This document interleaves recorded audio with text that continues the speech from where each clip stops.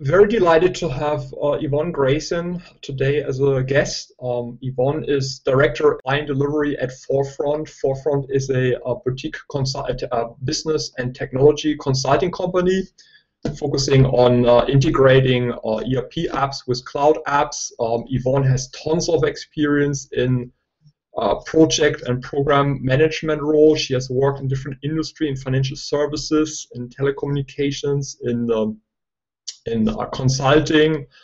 So I'm super excited to have Yvonne here. Welcome, Yvonne. Thank you. All right. All right, Yvonne, let's start. I guess maybe just talk a bit about your background to give the audience some more detail, specifically how you got into project management, and then how this your project and program management role evolved into your current leadership role as Director of Client Delivery at Forefront. It's really interesting the way I got into project management. I started out in accounting. My undergrad degree was in accounting and my master's degree was in finance. So I started out working in banking, and I found myself in an accounting job, and I was terribly bored. And I started taking on hobbies. And one of the hobbies, I worked at a utility company, and one of the hobbies was they had this huge wall full of small 4x4 drawers that looked like the old cards that the libraries used to use. And they kept all of the records of the substations on these cards. And one of my jobs was to do the end of the month reporting on the, what was going on the substations, the maintenance, and the cost. And I would have to go through these manual files. So I took it upon myself to start archiving them into, at that time, what was Lotus, Lotus spreadsheet. And through the course of that, having to go and talk to people to find out what was on the cards, how the information was used, what other audiences used the cards, and how I could best collect that information and put it into Excel. I didn't even realize there was a role called business analysis or project management, but I found it fascinating to do that kind of work and take something that seemed so boring to be a card that reflected all the information of a substation for an electric utility, and then find out all the different ways that that information could be used, and then to think through all of the different possibilities for how you could make that information electronically available to all the audiences who needed it. So I started asking around, and I came into project management because someone said, well, what you're doing is actually business analysis. And what happens with that analysis is it actually gets, delivered to audiences through something called project management. I had no idea what they were. So it was kind of just my natural inclination, personal curiosity. I left the utility and I started as a business analyst with Chase Manhattan Bank. And at that time, the role of the business analyst and the project manager were one in the same. So I immediately went through a lot of, crash courses in project management and business analysis. I had the financial background, but the steps that you take to collect the information, to document the information, to wrap a plan around the delivery of that information was something that I learned early on through in-house training courses. I think that from the perspective of where the discipline has grown, it's very much come to a point where it's now disciplined so that business analyst or analysis is one aspect of the job, project management is another very defined aspect of the job. But I think my background got me to where I am because I had both. While I was at Chase, I rose very quickly through a huge project that they had where they were automating their full back end of income processing. So all of the funds for Chase Manhattan Bank at the time flowed through to one unit, and that unit's job was to reconcile all of the monies that flowed throughout the investment bank, the consumer bank, and everybody, and then do a settlement with the Federal Reserve Bank at night. So it was a huge undertaking. I rose within, I think it was 3 years, from being a business analyst to being the project manager for the entire initiative. So I think two things that I think about when I look back on how I started in project management, and the first was just that natural curiosity for understanding how you can leverage information, and also kind of an innate ability to understand the details required to really meticulously plan and pre-think how something gets delivered. We do it every day, whether you're planning a party for your husband or you're doing a yard work. You work in your yard, you have to think it through. So it's a natural, I think project managers have a natural inclination to go to the level of detail and to think things through or pre-think things. Yeah. That's the skill that's very critical and important. Yeah. So and I think Yvonne, your background in a way is almost very typical in that many business analysts at some point they start out as business analysts and then transition into a project management role. I have seen that like that career path with many people. It's like I think what would be interesting for the audience. As a business analyst, are there skills or qualifications that specifically help to go into project management? I know typically as a business analyst you do analysis, you work with spreadsheets, you gather requirements. Which part of that role do you think is very closely aligned with project management and helps people to move into that role? Yeah, I think that any project management manager who has a business analyst skill in their toolbox, in their toolkit, will be very well placed, because what the difference is, the business analyst owns a very small portion of the end-to-end project plan. So business analysts' work is front-loaded in the beginning of an initiative, so that they're the ones who are required to have great writing skills, great interviewing skills, great communication skills. But those skills are essential for a very, very defined part and a very critically important part of a project plan. If you have those skills and you're a project manager, the value of you to an organization increases exponentially, because you can wear two hats. The project manager's role is very different from the business analyst. So the project manager has to step in front of the business analyst, look at the entire continuum of what the delivery requires, including the work of the BA. So the ability to know that distinction, because if you're wearing both hats, as the project manager, you must understand that there's an initiation part of the project, there's an analysis part of the project, there's a design, and there are stage gates. So as the project manager, you're going to be taking on different roles and assuming different responsibilities throughout the continuum of the project. So I would say, to answer your question, the difference is the skills are somewhat the same. The tools that a BA uses are different from a project manager's tools. So business analysts use, it's a heavy on interviewing, extremely heavy on documentation, and it's a lot of somewhat formatted documentation. So whether it's documenting requirements or eliciting what a function or an application or whatever it is you're doing, because it doesn't have to be an application, should do, or whether it's translating those requirements into what the technical team has to execute. And that's called a functional definition. So you can have a business analyst either describe the business requirement, and it's usually done in a layman's terminology, and they might also define the functionality, and it's a little more technical. The way you write a functional spec is a little more technically inclined, because your audience are developers. So the business analyst is one part of the continuum in the project lifecycle.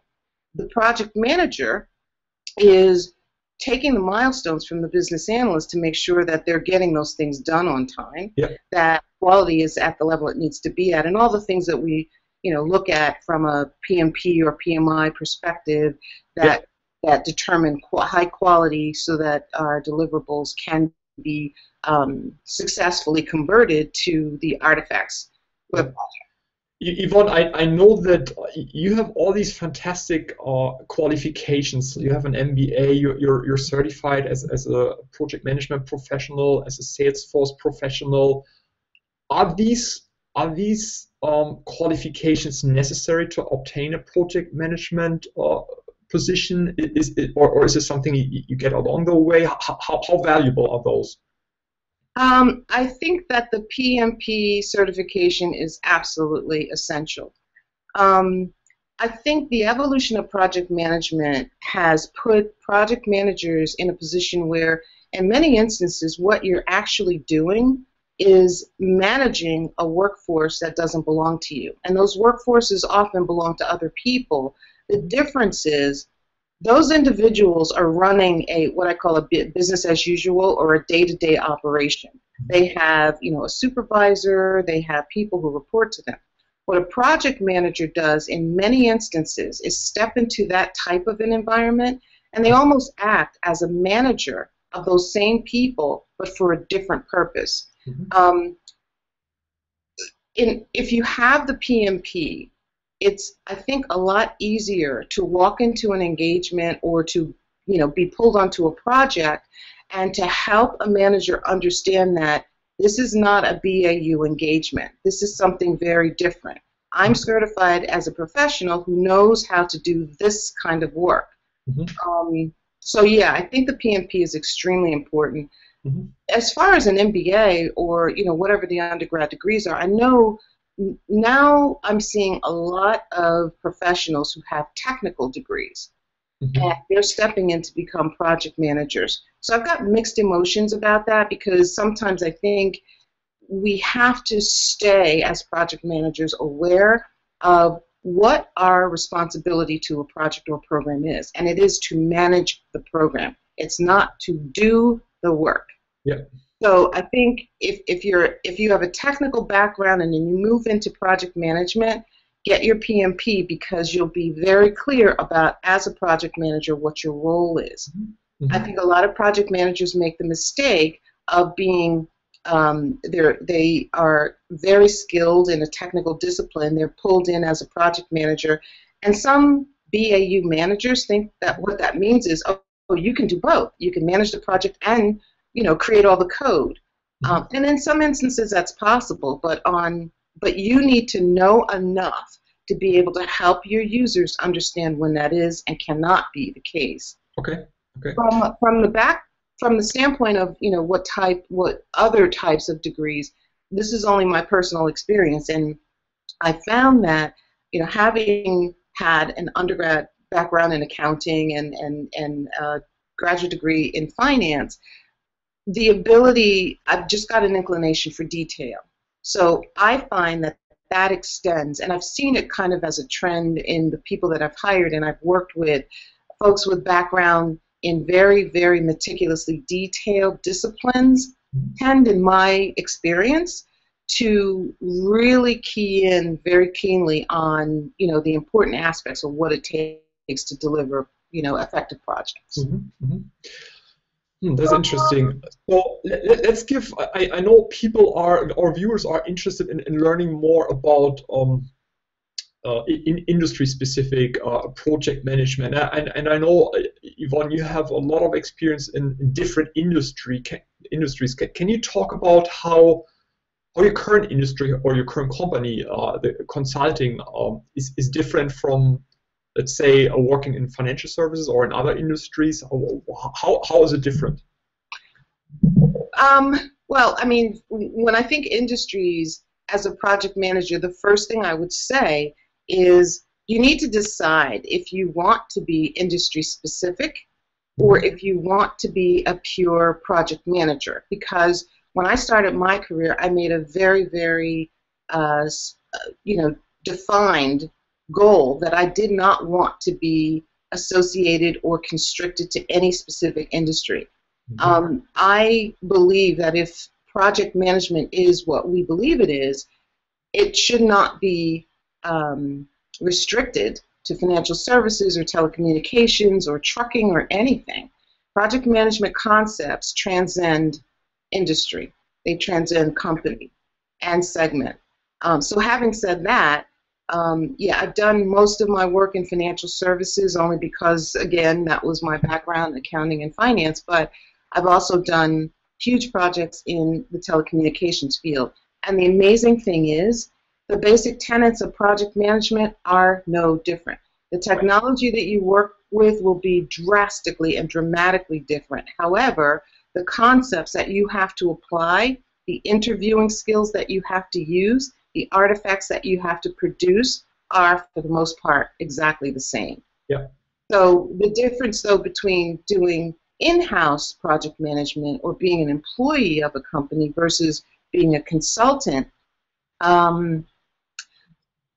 I think that the expectations, obviously, for a consultant are a lot higher.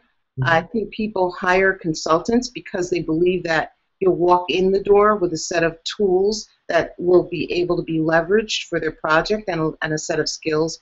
And in many ways, it's no different from being an in-house project manager.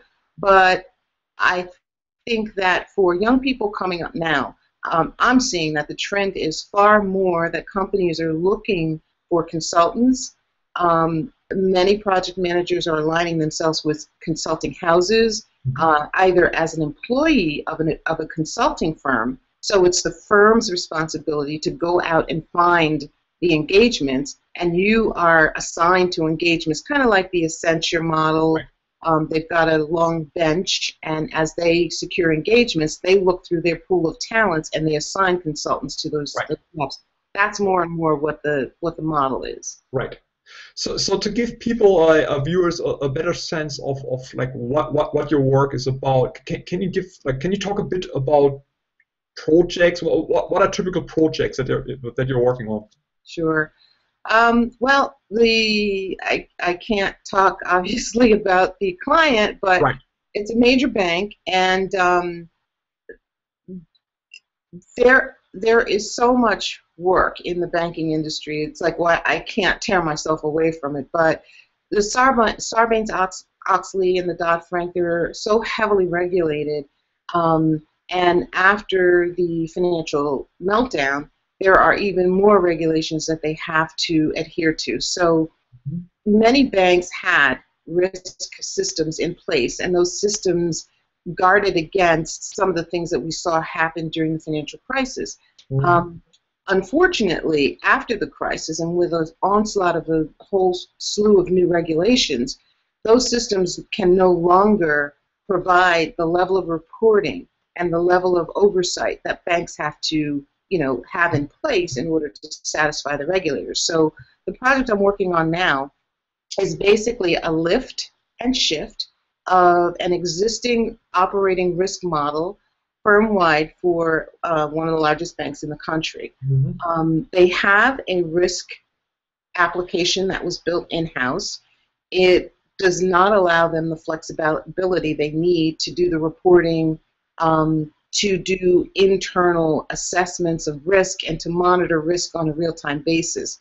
So we're building a new risk platform for them, and we've got about 100 consultants working on it, and I'm putting together the program structure for that entire effort, managing all the project managers, helping put the governance together. Not sure what else I can tell you. Right. So maybe talk a little more about what is a typical day or a typical week of your life, of your role as a project manager.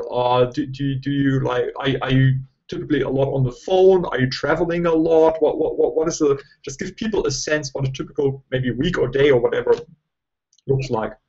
Well, the travel it just depends on where the client is, but a typical day, it really depends on what kind of engagement it is. So on the current engagement, I've been on this engagement, this was my 4th week, And what we're focusing on now is putting the governance together, reporting, putting the team together. So a lot of it is the initial definition and formation of the team. So if we think about the PMI construct, it's the human resources aspect of a program and establishing the governance, so making sure that all the project managers have standards in terms of how they're going to create their plan. I'm not a project manager, I'm actually a program manager, which we can talk about the difference between those two.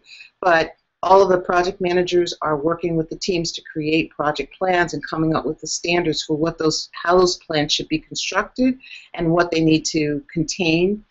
Setting up the reporting and the governance so that each team knows on a weekly basis how we're going to track the movement of the program and how we're going to judge whether or not their aspect or their work stream is on target or not.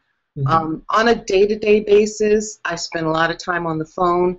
I am the escalation person. So whatever has turned red on the program is what I'm focusing on. This week, for example, we're doing this in sprints. So our first sprint is going to start, or should have started, on February 1st. There are about 30 more resources that we need to hire, and we're sourcing them from around the world. And we don't have everyone on board, so we had trouble finding the right skill sets and going out to the vendors that we're working with and kind of hitting them over the head and saying, you guys need to really come back and give us some good resumes, making sure that we have a model that allows us to, well, let me step back for a second. The first thing I had to do was understand, why are we having trouble getting the resources we need? So I did that assessment. That's what I spent the last week doing. Talking with the vendors, talking with internal folks to find out, why can't we hire quickly enough the people we need? And once I did that, I came up with two essential problems. We're dealing with a lot of contract houses, and sometimes they throw volume at you in terms of resume as opposed to quality, so I fixed that problem. The other problem was the turnaround time. It was taking us too long to interview people. So putting in place a construct that helps us get through the interview cycle, because we've got to get these people onboarded more quickly. So week to week, it's kind of guided by where we are in the program and what the critical issues are at that specific point in time. Interesting. So keeping just in mind the typical PMP knowledge areas like risk management, stakeholder management, like what is the area you would say you spend most time on, or is there one area that you think is most important? Is it stakeholder management, communications, risk or issue management, or what's your view?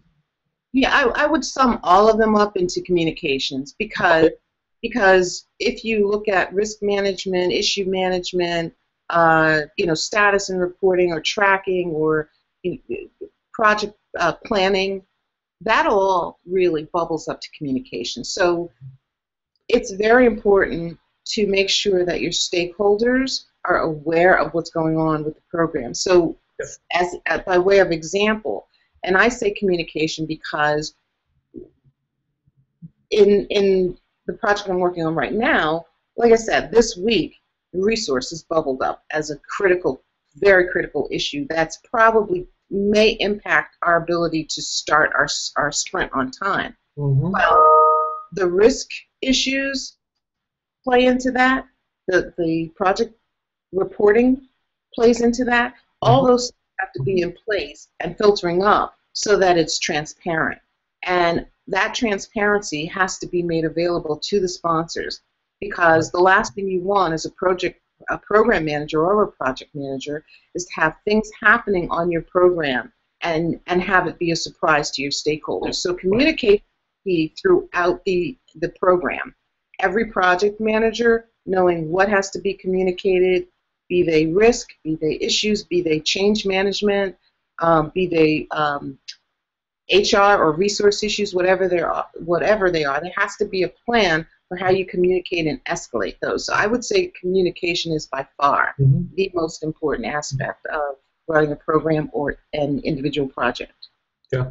So what are the biggest what are typical issues or problems you face as a project manager? Is it about like getting things done on time? Is it about making decisions? What are, just to give people a sense of the type of problems and issues you're dealing with? Yeah.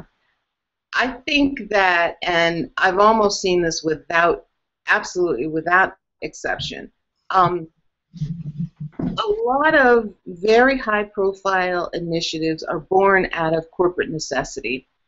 They're either motivated by a need to meet a regulation or the need to meet a profit margin, and those are all time-boxed. So if you're rolling out a new product, the expectation is that your sale of that product is going to start on a certain day, allow you to generate sales at a certain level so that your revenue will ramp up according to a specific timeline. So oftentimes those kind of decisions are made, i.e., I need to be ready to report to the regulators by this date. I need to have my sales revenues at X level by this date. But oftentimes what senior executives don't understand are all of the details involved in making that happen. And that's what the program and project managers have to do. And the way you do that is to lay out exactly what's involved, and you show them what the trade-offs are. And you allow them to be a part of that decisioning. And that's the most critical aspect of managing programs. But the most difficult aspect is that oftentimes dates are cast before the work is really understood. And the project managers are put in a really, really difficult position, which is why it's extremely important to have very good communication skills, because you're the one who's going to walk back in that door and say, okay, I know we have a revenue goal and we've got to be ready to go by July 1st. These are the things we have to do, and this is the time that would be required to do it with the staff we have. So we've got some options. You've got to walk in that door. You've got to be able to show them the options, and it's the triple constraint. You can throw money at it, you can throw people at it, or you can add more time. And you give them that option, and you let them make the decision. So we can take some functionality off the table, which allows us to meet your timeline, but the very absolute most difficult aspect of project or program management is managing the triple constraint at the stakeholder and the executive level. Because they don't understand what the details are. Right. Yvonne, you have worked for big and for small companies. For somebody that wants to get a project management job, where do you think like an aspiring project manager learns more, in a big company, in a small company? What is your recommendation? Wow, that's a really tough question. I can only tell you what my journey has been. I started off with a huge company, and the initial part of my career was with all huge, very, very large companies. However, I have to tell you that my very best experience was with a small company, a very small team of extremely good developers and project managers, and we were just able to do such fabulous things. So my advice would be, figure out how to get a real sense of the culture of any company you interview with. You want to understand how the teams work. You want to understand if there's a very heavy laden bureaucracy.